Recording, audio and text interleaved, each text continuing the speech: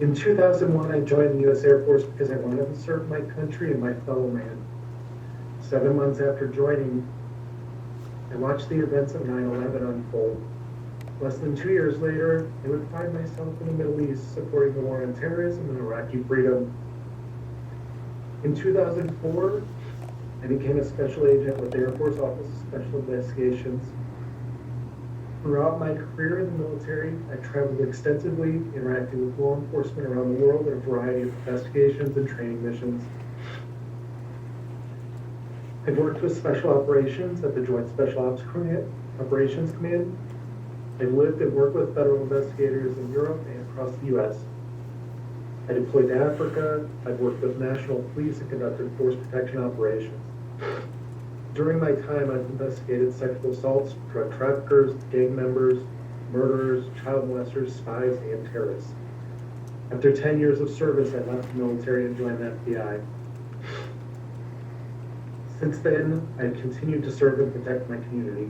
I've investigated and assisted in bank robberies, assaults, domestic and international terrorism, all manner of counterintelligence investigations, and many other types.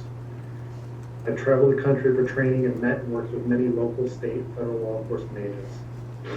Throughout my career of almost 2 decades, I have maintained a spotless record. I've had an honorable career, and I am proud of that.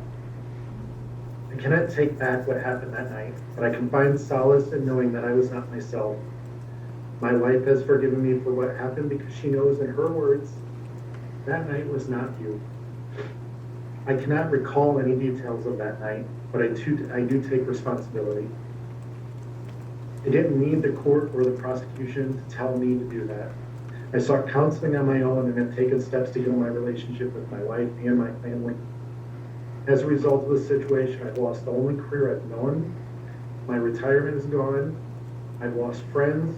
My reputation has been destroyed. My children have had to face questions. My wife has faced harassment. My family has had to further suffer because I can no longer provide for them in the way that I have in the past, which now all falls to my wife. I'm not asking the court for forgiveness. I'm asking for my family to not suffer further by prolonged effects of my mistakes.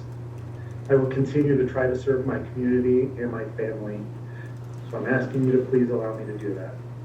The events in July were a tragedy, and I take full responsibility for my actions, which caused pain and suffering to my wife and to my family. My own guilt and sorrow will long outweigh any decisions made by the court. Thank you for your time.